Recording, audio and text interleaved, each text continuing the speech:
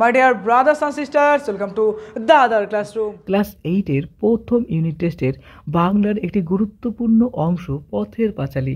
এখান থেকে কিন্তু অনেক প্রশ্ন হয়, আর এখন কিন্তু তোমাদের প্রত্যেকটা প্রশ্ন খুঁটে খুঁটে পড়তে হবে, অ্যানালাইসিস করে পড়তে হবে। চলো আমরা পথের পাঁচালীর প্রথম পর্যায়ক্রমিক মূল্যায়নের মোস্ট ইম্পর্টেন্ট প্রশ্নগুলো পড়ি। প্রথমত পথের পাঁচালীর লেখককে দেখো, লেখক হলেন বিভূতিভূষণ বন্দ্যোপাধ্যায়। খুব বিখ্যাত একজন সাহিত্যিক, তাই না? আর খুব অনেক অনেক বড় বড় কিন্তু তার লেখা রয়েছে। নেক্সট, চিনিবাস ময়রা অপুদের বাড়িতে ঢোকে না কেন? কারণ অপুদের বাড়িতে ঢুকলে তার যে বিক্রি বাট্টা হবে সেটা বিক্রি বাট্টা হয় না। তিনি কি বিক্রি করেন? তিনি দেখো বলেছে এখানে অপুদের বাড়ির লোক তার কাছ থেকে কখনো কিছু কেনে না, তিনি সন্দেশ মিষ্টি এগুলো বিক্রি করে। এই কারণে চিনিবাস ময়রা তাদের বাড়িতে ঢোকে না। কেন ঢুকবে? যেহেতু তার কাছে কোনো কিছু বিক্রি হচ্ছে না, তাই না? তারপরে প্রশ্ন, পথের পাঁচালীতে কোন দুটি পাখির কথা উল্লেখ করা আছে? একটা হচ্ছে নীলকণ্ঠ পাখি এবং খঞ্জনা পাখি। কি পাখিটার নাম? নীলকণ্ঠ পাখি এবং খঞ্জনা পাখি, মনে থাকবে। নেক্সট প্রশ্ন, পথের পাঁচালী উপন্যাস শুরুতে কোন ঋতু এবং মাসের কথা উল্লেখ আছে? শীত ঋতুর কথা বলা আছে, তখন ঠান্ডার কথা বলা আছে, এবং মাঘ মাসের কথা উল্লেখ করা আছে। মাঘ মাস তো প্রচণ্ড ঠান্ডা হয়। অপু কোথায় খরগোশের ছবি দেখেছিল? বলো তো কোথায় দেখেছিল? বালক অপু মানে ছোট অপু বর্ণ পরিচয়ে খরগোশের ছবি দেখেছিল। ওই যে ক খ গ যে বইগুলো আছে না, ওর মধ্যে দেখবে সুন্দর সুন্দর ছবি কিন্তু থাকে, তাই না? আমরা এখনও মাঝে মাঝে বাচ্চাদের বইগুলো দেখি আর মনে হয় আমরাও একসময় পড়তাম, তাই না? অপর টিনের বাক্সতে কী কী বই ছিল? পুরনো প্রাকৃতিক ভূগোল একখানা, শুভঙ্করী, পাতা ছেঁড়া একখানা, বীরঙ্গনা কাব্য এবং মায়ের সেই ছেঁড়া কাশিদাসী মহাভারত। তাহলে বইগুলোর নাম পুরনো প্রাকৃতিক ভূগোল একখানা, শুভঙ্করী, পাতা ছেঁড়া একখানা, বীরঙ্গনা কাব্য আর মায়ের সেই ছেঁড়া কালিদাসী মহাভারত। এই ভিডিওটা কিন্তু তোমাকে শেয়ার করতে হবে বন্ধু বান্ধবীদের মধ্যে। আর আমার চ্যানেলে অর্থাৎ দাদার ক্লাসরুমে নতুন হলে তোমাকে কিন্তু সাবস্ক্রাইব করতে হবে, অবশ্যই সাবস্ক্রাইব করে দিবে, হ্যাঁ। তারপর দেখো, অপুর বাবার এবং মায়ের নাম কি ছিল? অপুর বাবার নাম হরিহর আর মায়ের নাম সর্বজয়া। বাবার নাম কি ছিল অপুর? হরিহর এবং মায়ের নাম ছিল সর্বজয়া, তাই না? নেক্সট প্রশ্ন, অপুর দিদির নাম কি ছিল? অপুর দিদির নাম ছিল দুর্গা। নেক্সট, দুপুরে খাওয়ার পর অপু কি করতো? দুপুরে খাওয়ার পর অপু হাতের লেখা ক খ গ ঘ লিখতো আর মন দিয়ে মায়ের মুখে মহাভারতের গল্প শুনতো। খাওয়ার পর অপু কি করতো? ক খ গ ঘ লিখতো, হাতের লেখা। আর মা কি করতো? অপুর মা মহাভারত পড়তো, মহাভারত গল্প পড়তো, সেটা মন দিয়ে সে শুনতো। নেক্সট, অপু কোথায় খরগোশ দেখেছিল? অপু বর্ণ পরিচয়ের বইয়ে খ ফর খরগোশের বলে না, যে A for apple, B for ball, C for cat, এরকম যে বলে, এরকম আমরা বলি যে ক ফর একটা হয়, খ ফর একটা হয়, তাই না? তাহলে বলতে হবে খ তে খরগোশের ছবি দেখেছিল। আঁশ মিটিয়ে যুদ্ধ জিনিসটা উপভোগ করার জন্য অপু কি করতো? অপু একটি কঞ্চি বা বাখারি নিয়ে যুদ্ধ খেলতো আর যুদ্ধ জিনিসটা উপভোগ করতো। তাহলে একটা লাঠি নিচ্ছে, লাঠি বলতে সেটা কি বলছে, যে কঞ্চি বা বাখারি, সেটা নিয়ে কি করতো? লাঠিতে পেটাতো আর বলতো যুদ্ধ খেলছি, আর জিনিসগুলো উপভোগ করতো যে হ্যাঁ যুদ্ধ।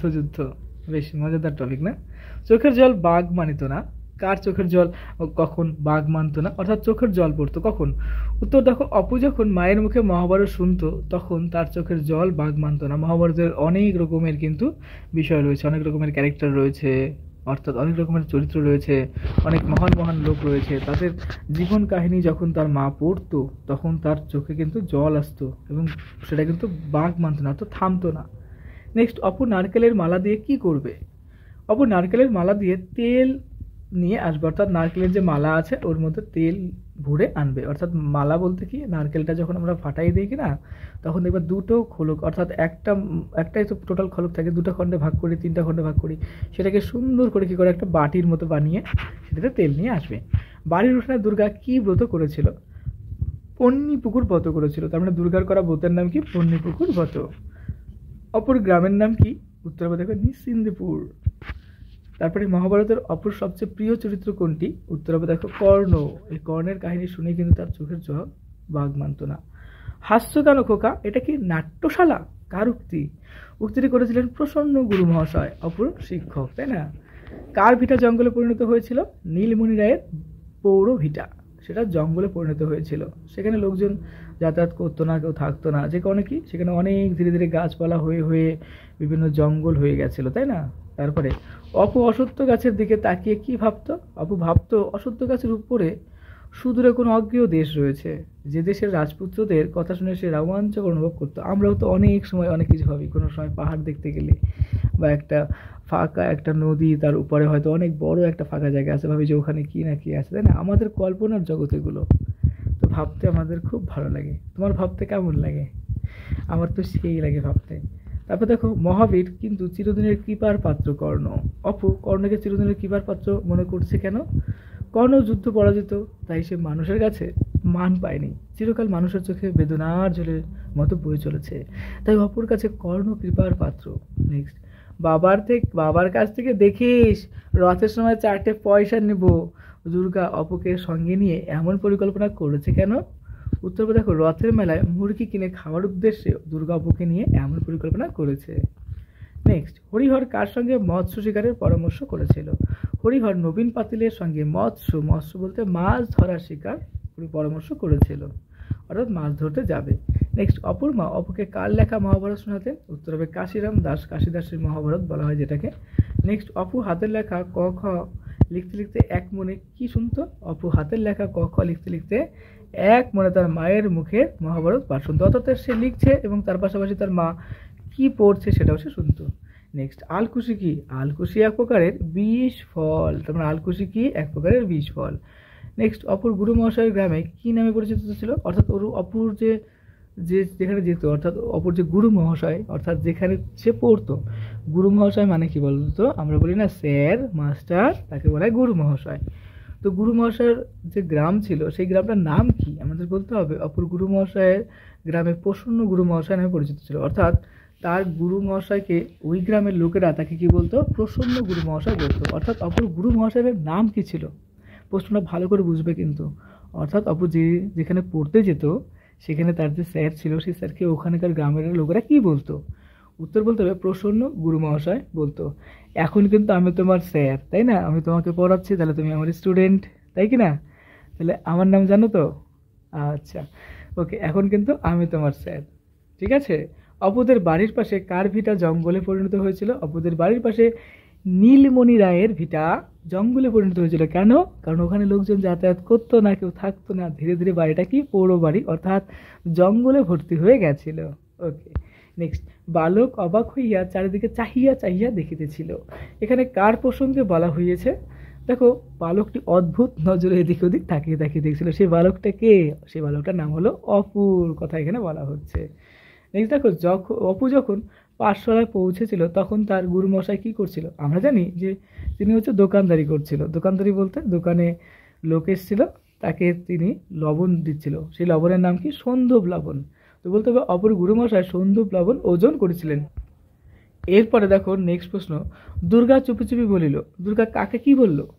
দুর্গা আমের কুশি ছাড়াতে বলে একটু তেল আর নুন আনতে বলেছিল। আবার চলো পড়ি, দুর্গা আমের কুশি ছাড়াতে বলছিল, কি বলেছিল? একটু তেল আর একটু নুন আনতে বলেছিল। তার মানে সে কিছু একটা কাজ করছিল, কাজ করতে করতে বলছিল কি যে কি আনতে হবে? তেল আর একটু নুন আনতে হবে। কেন? তাদের একটা পরিকল্পনা ছিল, তাই না? কি পরিকল্পনা ছিল আমরা পরে পড়বো, যে তারা পিকনিক করছিল, তাই না? দুর্গা কিরকম টাইপের ছিল? দুর্গা তার মায়ের কাছে কি করতো? হেল্প করতো, সাহায্য করতো, বেশ ভালো একটা মিষ্টি মেয়ে, তাই না? নেক্সট দেখো, অপু কার সাথে কুঠির মাঠ দেখতে গিয়েছিল? অপু তার বাবার সঙ্গে কুঠির মাঠ দেখতে গিয়েছিল। একটা কুঠি বলে একটা মাঠ ছিল, সেই কুঠির মাঠ তার বাবার সঙ্গে দেখতে গেছিল। তোমাদের ক্লাসের 8-এর প্রত্যেকটা সাবজেক্টের মোস্ট ইম্পর্ট্যান্ট সাজেশন কিন্তু আমি কভার করলাম। তোমরা অনেকেই কমেন্টে অনেক কিছু বলেছিলে, সত্যি তোমাদের কমেন্ট আমাকে প্রচুর প্রচুর ইন্সপায়ার করেছে। এই মুহূর্তে রাত 3:30 বাজে, আমি তোমাদের জন্য এগুলো পাঠ করছি তোমাদের পরীক্ষা ভালো হওয়ার জন্য। যেহেতু তোমরা আমার উপর ভরসা করেছো, তার জন্য আমি সবগুলো সাবজেক্ট কভার করে দিলাম। ক্লাস 8-এর টোটাল সাবজেক্ট কভার হয়ে গেছে। তো অবশ্যই মন দিয়ে পড়ো আর একটা বেটার রেজাল্ট করো। আর একটা বিষয় মনে রাখবে, দাদার ক্লাসরুমে যারা পড়ে তারা কিন্তু বেটার থেকে বেটার রেজাল্ট করে। পশ্চিমবঙ্গের অনেক স্কুলের টপার, ফার্স্ট, সেকেন্ড, 1 থেকে 10 রোল নাম্বার, এটা কিন্তু দাদার ক্লাসরুমের স্টুডেন্ট। ম্যাক্সিমাম টপার কিন্তু দাদার ক্লাসরুমের স্টুডেন্ট। আর আমাদের বলতে আমার চ্যানেলের যে সাজেশনগুলো টোটাল কিন্তু অ্যানালাইসিস করে বানানো, যে কারণে এখান থেকে কমনও কিন্তু প্রচুর প্রচুর আসে। যারা ইতিহাস, বিজ্ঞান পরীক্ষা দিয়েছো, বাংলা পরীক্ষা দিয়েছো এর আগে ক্লাস 7-এ, বা যারা 9-10-এ পড়ছে, তারা কিন্তু অবশ্যই বলবে যে অনেক কমন কিন্তু আসে এবং তাদের রোল নাম্বারও কিন্তু অনেক এগিয়েছে। অনেক স্টুডেন্ট কমেন্টে লেখে যে তাদের রোল নাম্বার অনেক পরে ছিল, 50-এর উপরে ছিল, তারা আজকে রোল নাম্বার 10-এর মধ্যে ঢুকিয়েছে। এমনকি আমার পার্সোনাল অভিজ্ঞতাতে আমিও কিছু কিছু স্টুডেন্ট পড়াই এখানে। তো এখানে অনেক স্টুডেন্টই আছে তাদের রোল নাম্বার কারো 50, 30 ছিল, তারাও কিন্তু আমার কাছে পড়ে অনেকে টপার অর্থাৎ ফার্স্ট হয়েছে। তো পড়াশুনোটা না একদম কনসেপচুয়াল বুঝবে, অর্থাৎ বুঝে বুঝে পড়বো, বানিয়ে বানিয়ে মজা করে পড়বো। মজা করে পড়লে যে কোনো প্রশ্ন তুমি ভালো করে লিখতে পারবে। আর এই ক্ষেত্রে দেখো, এই প্রশ্নগুলো তো আমি দিলাম, কিন্তু এর পাশাপাশি পথের পাঁচালী যে গল্পটা রয়েছে, এই পথের পাঁচালী গল্পটা মন দিয়ে দুই একবার মজা করে পড়ে নেবে। তাহলে কি হবে, প্রত্যেকটা অংশ আমার জানা হয়ে গেল। পরীক্ষায় যাই আসুক না কেন সেটাকে সুন্দর করে আমাদের বানিয়ে বানিয়ে লিখে দিয়ে আসতে হবে। এটাই কিন্তু মেইন রুলস। তো দাদার ক্লাসের সাথে তুমি যুক্ত হয়ে গেছো, তাহলে তোমারও কিন্তু এখন একটা দায়িত্ব রয়েছে। কী দায়িত্ব বলো তো? একটা বেটার রেজাল্ট করতে হবে, টপার হতে হবে, ভালো হতে হবে, 1 থেকে 10-এর মধ্যে আসতে হবে। আর প্রত্যেকটা সাবজেক্ট মন দিয়ে পড়বে, বুঝবে এবং একটা বেটার সবথেকে সেরা রেজাল্ট কিন্তু তোমার করতে হবে। আর তার পাশাপাশি আমি তোমার পাশে আছি। তো তোমার স্বপ্নটা আমি পূরণ করার চেষ্টা করব, যেহেতু আমার উপর তুমি ভরসা করেছো। আমি এই কারণে সবগুলো সাজেশন, দেখো রাত 3টে 3:30 বাজে, সারা রাত ধরে আমি এডিটিং করছি, তারপরে ভয়েস দিচ্ছি, তোমার জন্য খাচ্ছি, পরিশ্রম করছি। তো তোমারও কিন্তু দায়িত্ব তোমার নিজের জন্য পরিশ্রম করে একটা বেটার রেজাল্ট করতে হবে, ওকে? আর এই ভিডিওটা কি করবে, শেয়ার করে দিবে। এটা কিন্তু আমার মোটিভেশন। তাহলে তোমার রেজাল্ট ভালো করতে হবে, আর আমার দিক দিয়ে চিন্তা করতে হবে যে আমাকে একটা সেরা জায়গায় পৌঁছাতে হবে। তাহলে আমার চ্যানেলটা আরও বেশি বড় করার জন্য তুমি সাবস্ক্রাইব করে দিবে, আর ভিডিওটা কিন্তু অবশ্যই শেয়ার করে দিবে। পরীক্ষাটা মন দিয়ে দাও, আর পরীক্ষাটাকে একটাই কথা হবে, সেটা কি, রিভিশন রিভিশন রিভিশন। প্রত্যেকটা বই ইম্পর্টেন্ট সাজেশন পেয়ে গেছো, এবার শুধুমাত্র রিভিশন করতে থাকো। রিভিশন করো যতবার পারছো বইটাকে, বারবার বারবার রিভিশন করার পরও দিবে একটা রেজাল্ট হবেই হবে। পরীক্ষা তোমার অনেক অনেক ভালো হোক। পরীক্ষার জন্য তোমাকে জানাই বেস্ট অফ লাক।